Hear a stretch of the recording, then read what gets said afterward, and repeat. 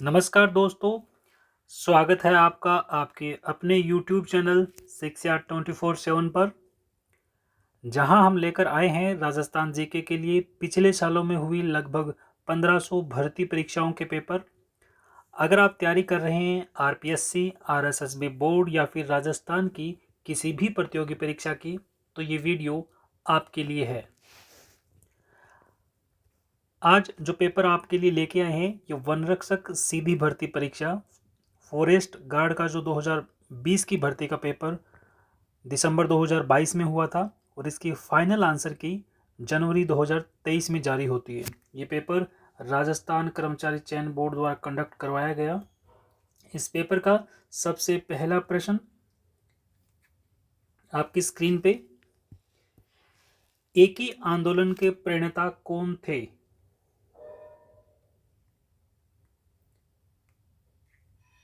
एक ही आंदोलन के प्रणेता।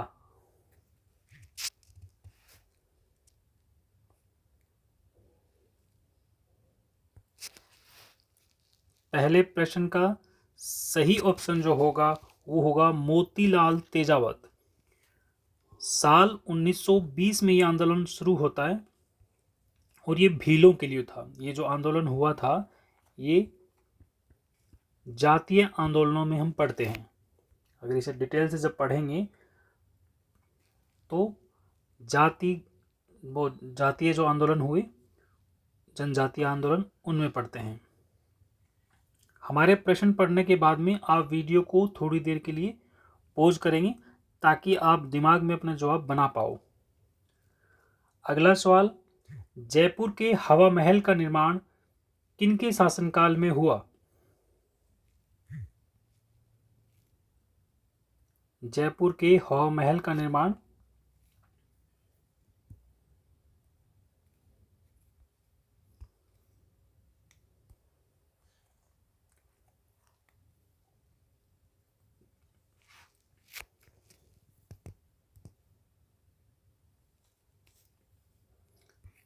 हवा महल का निर्माण वर्ष 1799 में होता है और इसमें कुल 5 मंजिल बने हुए हैं। ठीक है ना।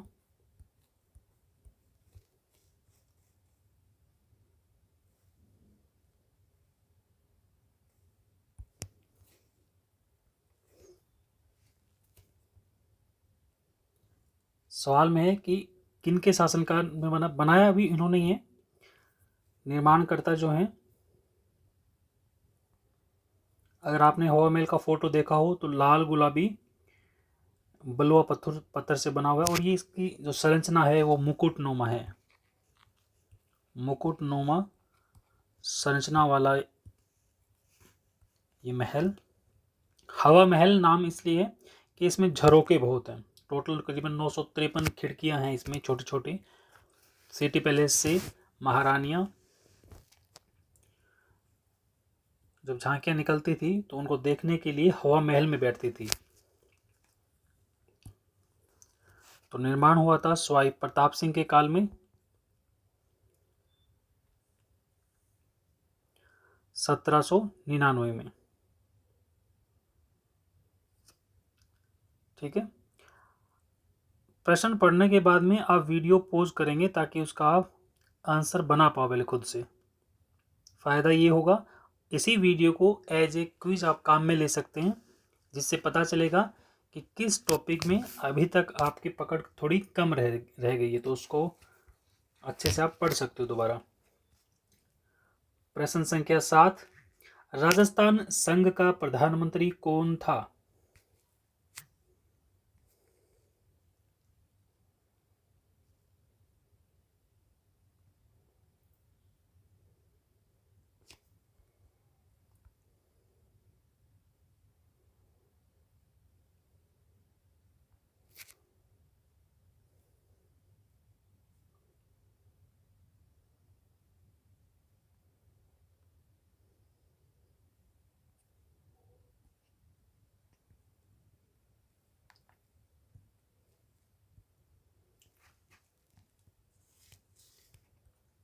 इसमें 18 मार्च, 25 मार्च और फिर 18 अप्रैल 1948 को ही ये जो 3 चरण होते हैं, इसमें जो दूसरा चरण था उसका नाम था राजस्थान संघ। पहले वाले का मत्स्य संघ था, जिसमें भरतपुर, करौली, सवाई माधोपुर को इकट्ठा किया जाता है।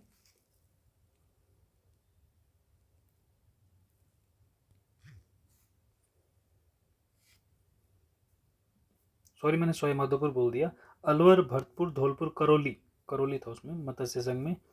और राजस्थान संघ में जो दूसरा चरण था, उस टाइम प्रधानमंत्री राजस्थान संघ के बनते हैं गोकुललाल ओसावा, 25 मार्च 1948 को। अगला प्रश्न संख्या 17, भाखड़ा नांगल परियोजना में राजस्थान की कितनी हिस्सेदारी है?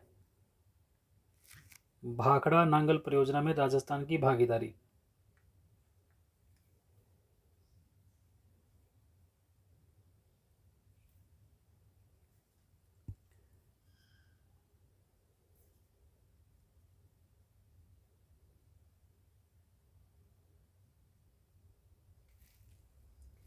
ये बहुत पुरानी परियोजनाओं में से एक है। इसमें राजस्थान जो है ही साथ में हरियाणा और पंजाब भी है, ठीक है ना। इस योजना में जिसमें राजस्थान की भागीदारी जो है वो 15.2% की है।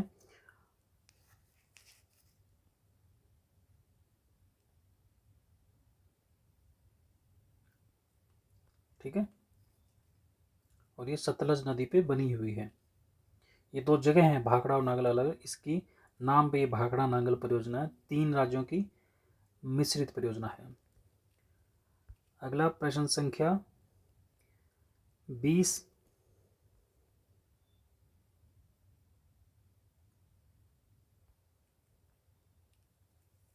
पूछा जा रहा है कि निम्नलिखित में से कौन सा एक युग्म सुमेलित नहीं है? तांबा खेतड़ी में निकलता है, सबको याद होगा, पता होगा। लोह अयस्क के लिए मोरिजा बानोल, और सीसा जस्ता के लिए जावर की खाने, और टंगस्टन के लिए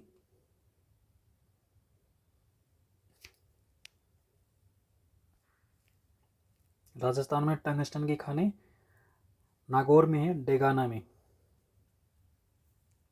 तो ऑप्शन ये डी जो है ये इस प्रश्न का सही जवाब होगा। अगला प्रश्न संख्या 23, हर्षद माता मंदिर कहाँ स्थित है? हर्षद माता मंदिर कहाँ स्थित है?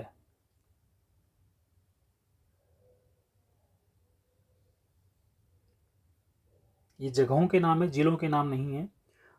तो हर्षद माता मंदिर किस जगह पे है? इसमें जगह के नाम है, जिला शायद आपके दिमाग में आ रहा होगा। हर्षद माता मंदिर का जो किस जिले में है?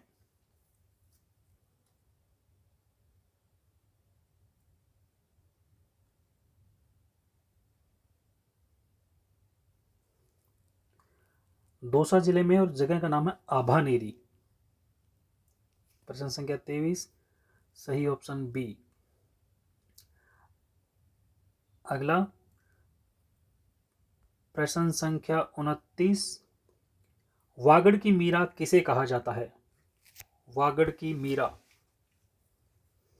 जितने उपनाम की एक लिस्ट होती है, हर बुक में आपको मिल जाएगी, वो आपको ढंग से पढ़ना पड़ेगा।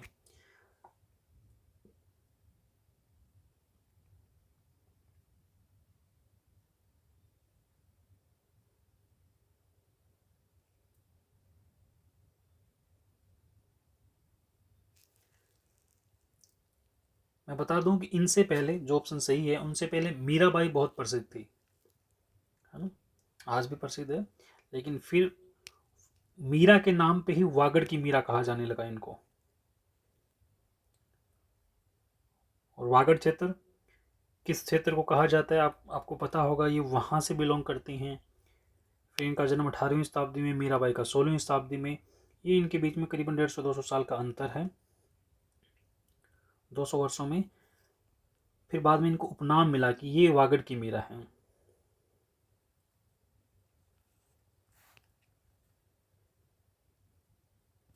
सही ऑप्शन होगा गौरीबाई। अगला प्रश्न संख्या 33, वह वृक्ष जिसमें से कत्था निकाला जाता है, कत्था किस वृक्ष से प्राप्त होता है? बहुत बार रिपीट होता है, खैर से। कत्था खैर के वृक्ष से प्राप्त होता है। अगला प्रश्न संख्या 39, अगर आप पूरे पेपर का सॉल्यूशन चाहते हैं, यूट्यूब पे हम सिर्फ राजस्थान जीके से संबंधित प्रश्न ही पढ़ते हैं। अगर पूरा पेपर आपको विद सॉल्यूशन चाहिए तो डिस्क्रिप्शन में हमारे एप्लीकेशन का लिंक मिलेगा।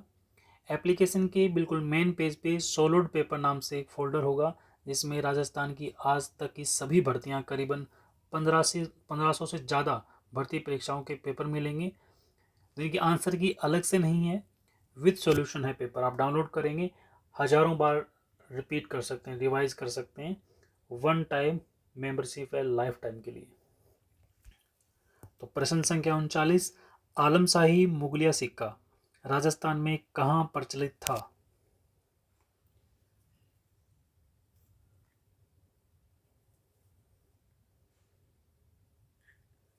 आलमशाही मुगलिया सिक्का आपको पता चल गया होगा, ऐसी रियासत में होगा जहां मुगलों की छत्र छाया में जो राजपूत साम्राज्य आगे बढ़ रहा होगा, ये वहां का है आलमशाही मुगलिया सिक्का।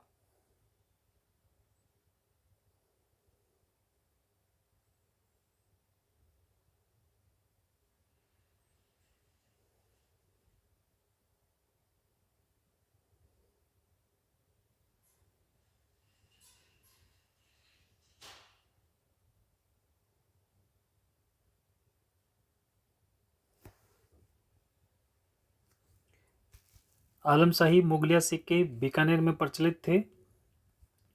अगला प्रश्न संख्या 49, भगत पंथ के प्रतिपादक कौन थे? भगत पंथ के प्रतिपादक कौन थे?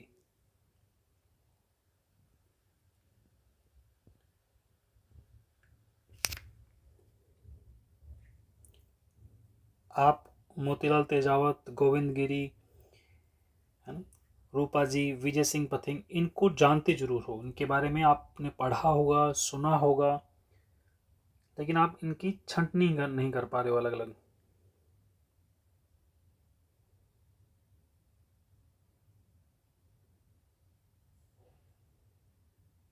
अगर आप इनको व्यक्तिगत तौर पे भी जानते हो ना, तो फिर इन्होंने कौन कौन से जाति जनजातियों के लिए आंदोलन किए हैं, है ना, समाज सुधारक के रूप में किसने काम किया है, स्वतंत्रता संग्राम में किसने हिस्सा लिया है, इनको व्यक्तिगत रूप से भी आप पढ़ सकते हो, वो भी एक तरीका है ना। नहीं तो हम इवेंट्स के उनके हम पढ़ते हैं कि क्रोनोलॉजी के अकॉर्डिंग पढ़ते हैं, वो भी एक तरीका से ठीक है। लेकिन कई बार होता है कि हम अगर उनको व्यक्तिगत तौर पे पर्सनली उस पर्सन के बारे में डिटेल्स निकाली जाए, तो वो बेहतर तरीके से समझ भी आता है कि वो इंसान का जन्म कहाँ होता है, वो कौन कौन सी एक्टिविटीज़ में हिस्सा लेता है, वो भी याद करने का एक तरीका है। तो भगत पंथ जो है ये गोविंद गिरी द्वारा चलाया गया था। समाज सुधारक थे गोविंद गिरी, भगत आंदोलन चलाते हैं, और ये गुजरात से सीमा लगते हुए फिर बाद में 1913 में जो मानगढ़ हत्याकांड होता है, जिसे जलियांवाला बाग हत्याकांड से भी भीषण कहा गया था, है ना। तो इनके बारे में आप और ज़्यादा डिटेल से पढ़ो, तब जाके पता चलेगा। ये इन्होंने सम सभा का संगठन नाम से 1883 में एक संगठन भी बनाया था। सामाजिक धार्मिक उपदेशों के माध्यम से भीलों के नैतिक भौतिक जीवन को ऊपर उठाने की उन्होंने कोशिश की थी, और भीलों पे ही 1913 में फिर वो गोलियां चली थी जब वो मानगढ़ धाम पे इकट्ठे हुए थे। अगला प्रश्न संख्या 53, निम्न में से कौन सा युग्म सुमेलित नहीं है? 3 सुमेलित हैं, तांबा सिंघाना, अभ्रक जामसर, सीसा एवं जस्ता, राजपुरा दरिबा, टंगस्टन, डेगाना। प्रश्न संख्या 53 में तांबा सिंघाना में मिलता है, झुंझुनू ठीक है। अब्रक जामसर में ये गड़बड़ लग रहा है, बाकी सीसा जस्ता, राजपुरा दरिबा बहुत प्रसिद्ध है ये खाने। टंगस्टन डेगाना नागौर में प्रसिद्ध है। जबकि इस प्रश्न का जो सही ऑप्शन होगा, यानी वो सुमेलित नहीं है, वो होगा अभ्रक जामसर। तो दोस्तों ये थे वन रक्षक सीधी भर्ती परीक्षा 2020 से लिए गए कुछ महत्वपूर्ण प्रश्न। हम YouTube पे सिर्फ राजस्थान जीके के ही प्रश्न पढ़ पाते हैं। अगर पूरा पेपर का सॉल्यूशन चाहिए तो हमारे एप्लीकेशन का लिंक डिस्क्रिप्शन में मिल जाएगा, वहाँ से आप इन्हें पढ़ सकते हैं। अगर वीडियो आपको अच्छा लगता है, इस तरीके से हम जब वीडियो बनाते हैं, तो आप वीडियो को लाइक ज़रूर करेंगे। अपने सुझाव और प्रश्न हमें कमेंट में बताएंगे। मिलते हैं अगले वीडियो में, तब तक आप पढ़ते रहिए, बढ़ते रहिए। जय हिंद, जय राजस्थान।